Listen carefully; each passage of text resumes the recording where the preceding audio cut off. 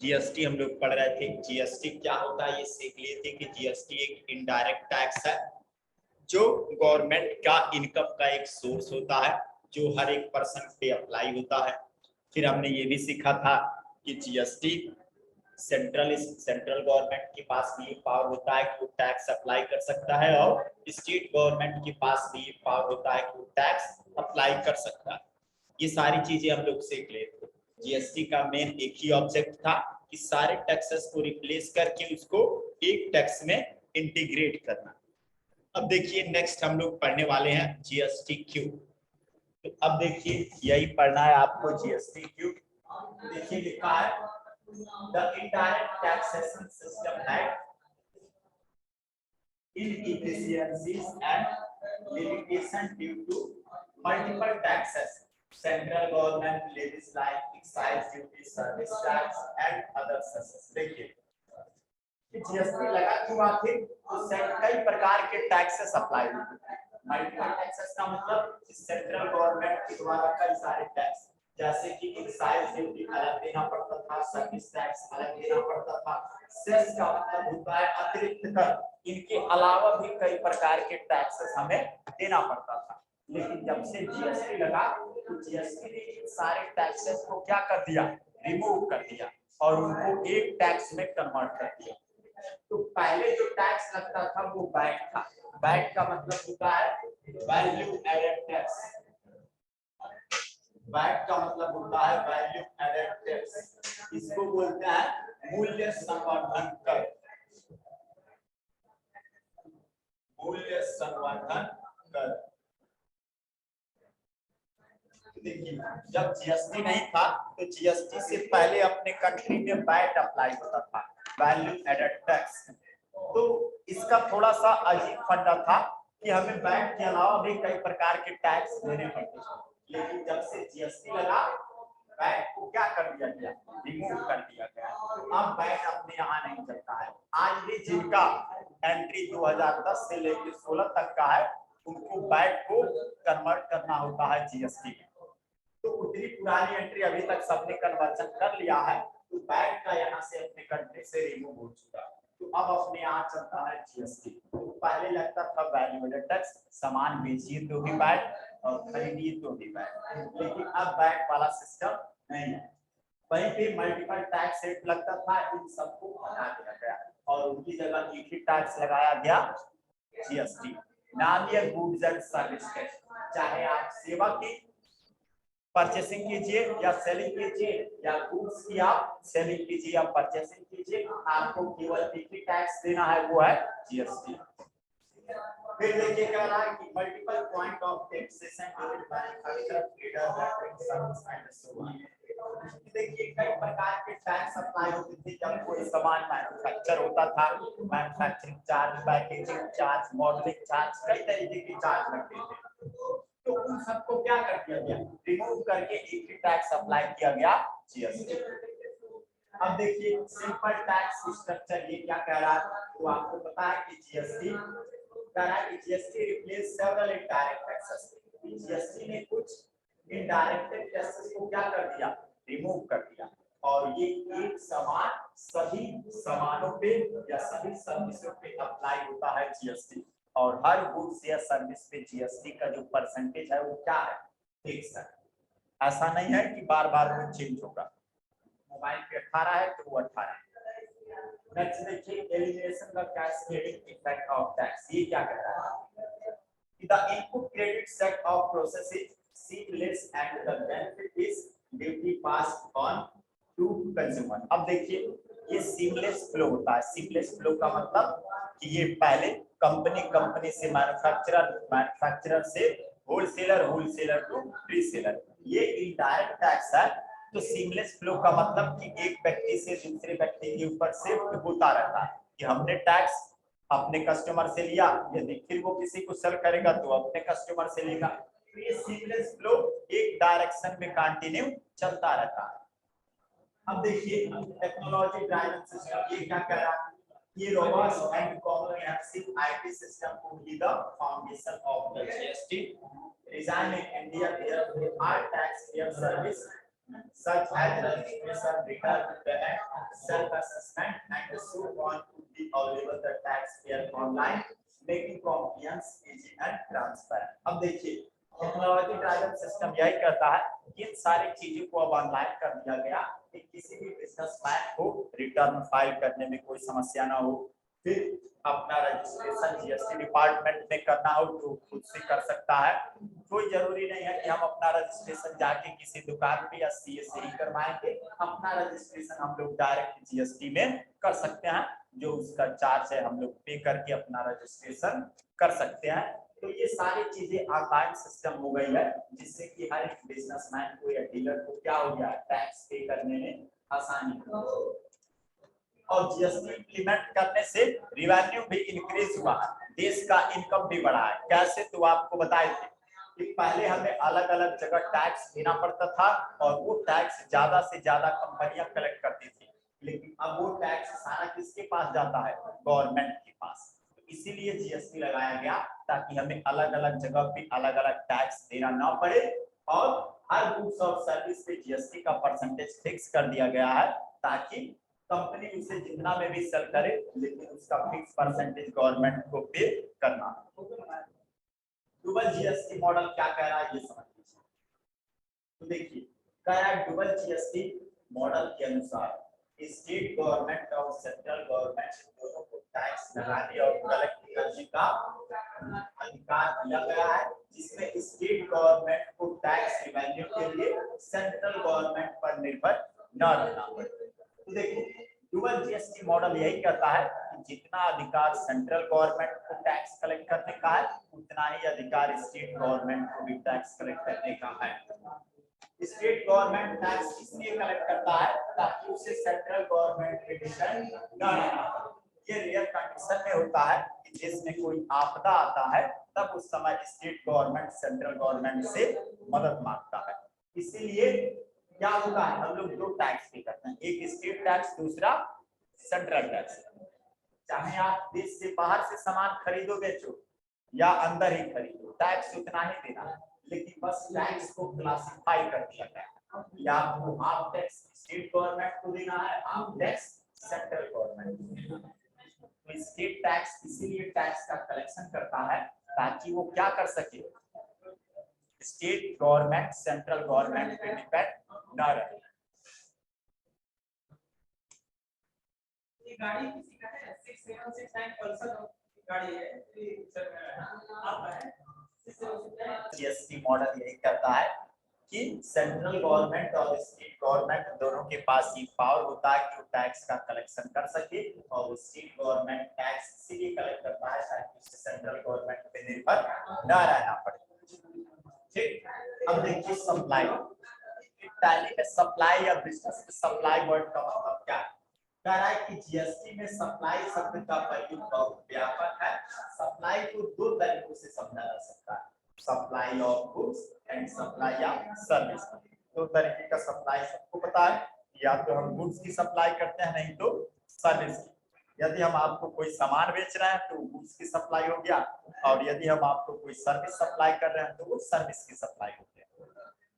तो देखो जब हम किसी गुड्स को सेल करेंगे तो यह सप्लाई ऑफ गुड्स का आ जाएगा, और जब हम सर्विस को प्रोवाइड करेंगे तो यह सप्लाई ऑफ सर्विस का आ जाएगा। अब मान लो आप जाते हो हॉस्पिटल में या यहाँ पे, क्या आप ले रहे हो, सर्विस। दुकान से कोई सामान खरीदते हैं तो वो गुड्स की आपको सप्लाई। देखो टाइप ऑफ सप्लाई। अब सप्लाई कितने प्रकार से, तो पहला इंट्रा स्टेट सप्लाई, दूसरा इंटर स्टेट सप्लाई। इंट्रा का मतलब होता है राज्य के अंदर, और इंटर का मतलब होता है, इंटर स्टेट का मतलब राज्य के बाहर। इंट्रा स्टेट यानी राज्य के अंदर, और इंटर स्टेट यानी राज्य के बाहर। तो देखो इंट्रा स्टेट सप्लाई या इसे लोकल सप्लाई कहते हैं, कि जब हम गुड्स या सर्विस को अपने स्टेट में सेल करेंगे तो यह सप्लाई इंट्रा स्टेट सप्लाई या लोकल सप्लाई कहलाता है। सपोज यदि हमारा, वो सपोज वाला छोड़िए, डायरेक्ट मैं बता रहा हूँ। देखो आपका कंपनी रन कर रहा है यूपी में, और यूपी के अंदर एक किसी भी कस्टमर को आप सामान बेच रहे हो या किसी कस्टमर से सामान खरीद रहे हो तो वो कहलाएगा intra state supply, local supply. यदि आप यूपी में हो और किसी अन्य स्टेट या अन्य कंट्री में कोई सामान खरीद रहे हो या बेच रहे हो तो वो कहलाएगा इंटर स्टेट सप्लाई। तो राज्य से बाहर से कोई सामान खरीदे या राज्य के बाहर कोई सामान बेचे तो वो कहलाएगा इंटर स्टेट सप्लाई, और राज्य के अंदर ही कोई सामान खरीदे या बेचे तो वो कहलाएगा इंट्रा स्टेट सप्लाई। अब देखो इनवर्ड सप्लाई। तो देखो परचेस को कहा जाता है इनवर्ड सप्लाई। जब किसी डीलर से आप कोई सामान खरीद लेते हो उसी को कहा जाता है इनवर्ड सप्लाई। आउटवर्ड का मतलब है कि जब आप किसी कस्टमर को सामान बेच देते हो तो वो कहलाता है आउटवर्ड सप्लाई।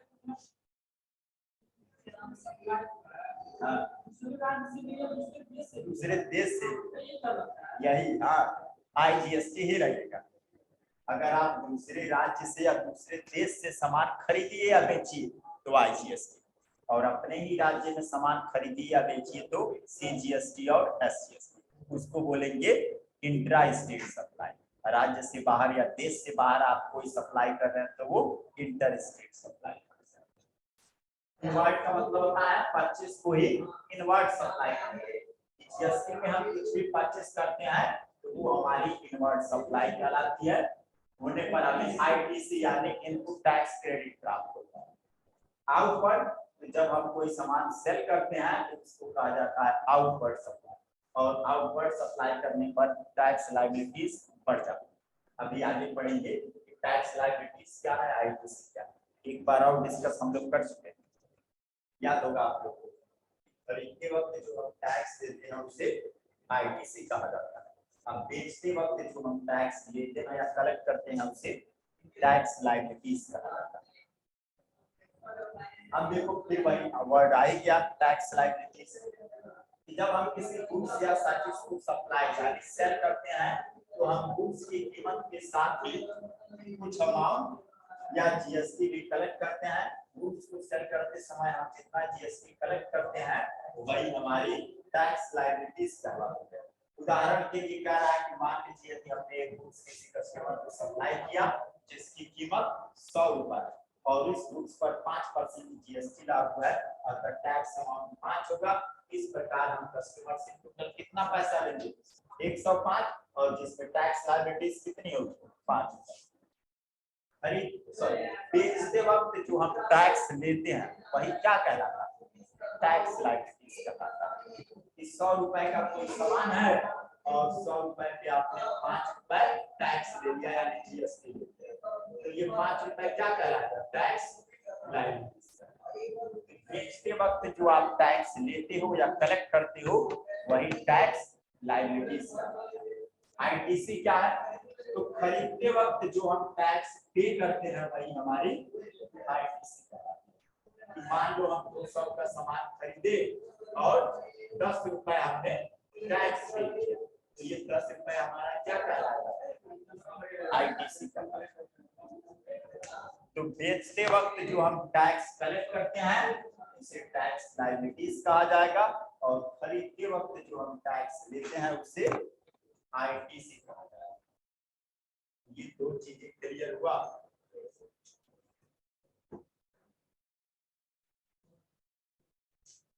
नेक्स्ट देखिए स्ट्रक्चर ऑफ GST। इसका मतलब तो देखो कह रहा है कि प्रत्येक गुड्स और सर्विस की सप्लाई के लिए निम्नलिखित टैक्स कंपोनेंट देखो कह रहा है कि सेंट्रल GST या इसी को CGST बोला जाता है। अगर आप ये सेंट्रल टैक्स कब लगेगा कि जब आप स्टेट के अंदर ही कोई सामान बेचोगे या खरीदोगे तो कौन सा GST लगेगा CGST, इसी को कहा जाएगा सेंट्रल टैक्स। फिर ऑन इंट्रा का मतलब होता है ना इंट्रा स्टेट राज्य के अंदर। फिर राज्य के अंदर यदि हम कोई सामान या सर्विस बेच रहे हैं या खरीद रहे हैं तो कौन सा दूसरा टैक्स लगेगा SGST। और अगर राज्य से बाहर आप कोई सामान बेच रहे हो या खरीद रहे हो या देश से बाहर खरीद रहे हो या बेच रहे हो तो कौन सा टैक्स लगेगा? इंटीग्रेटेड टैक्स यानी कि आईजीएस। सिंपल है। इंट्रा स्टेट के लिए कौन कौन सा लगेगा?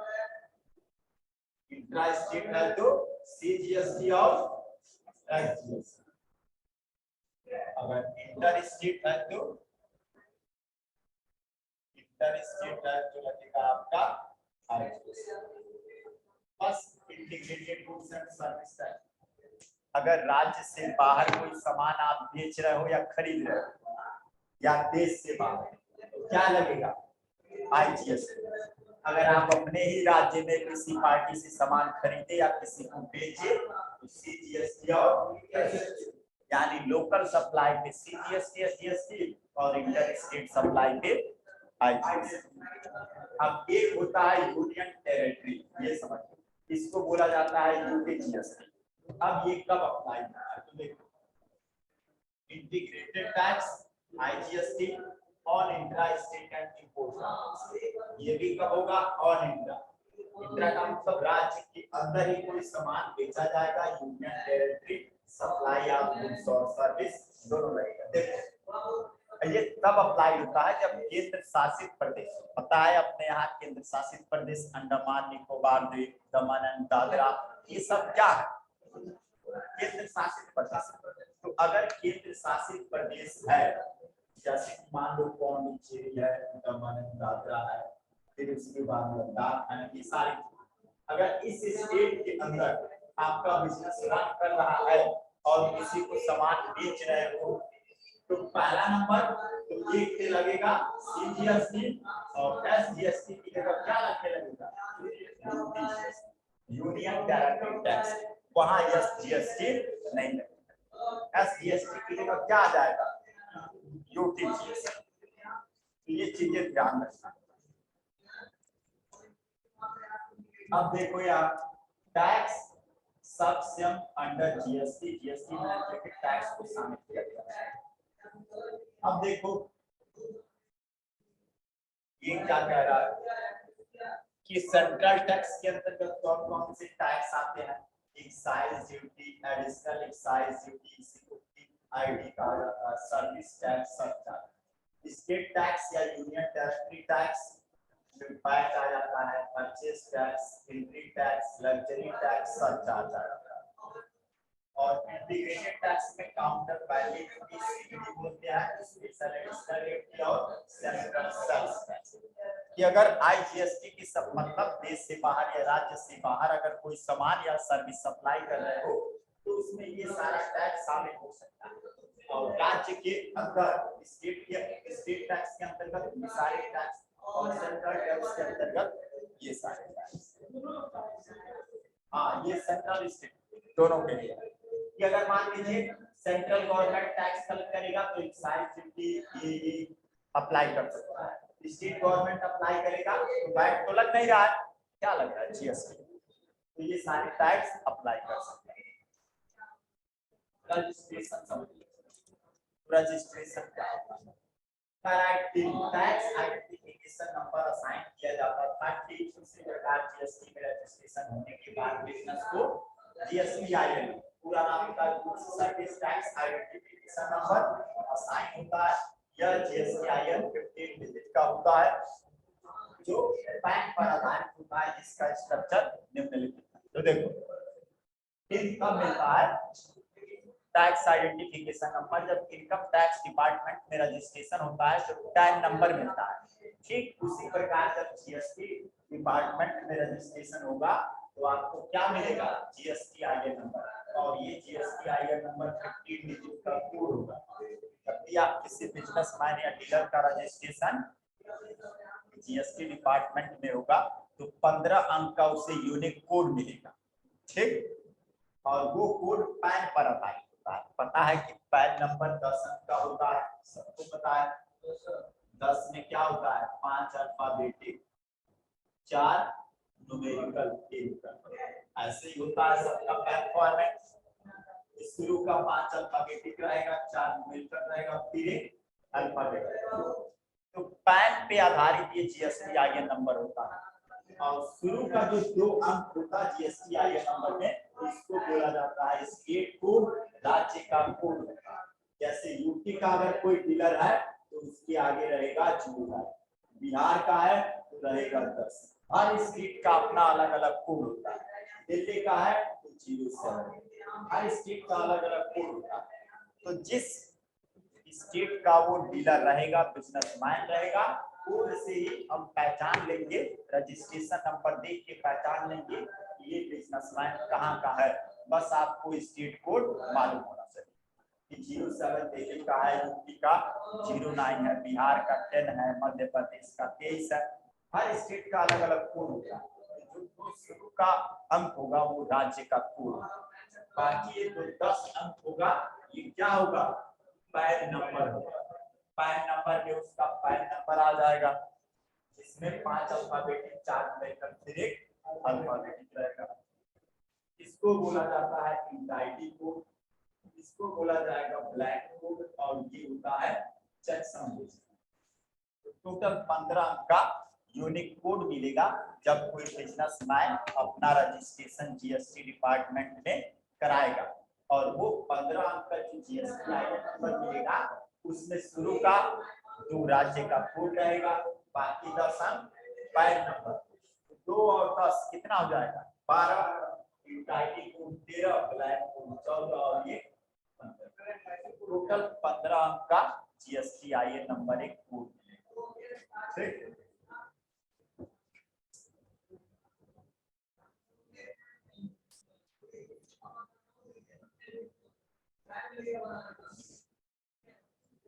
नींद लग रहा है।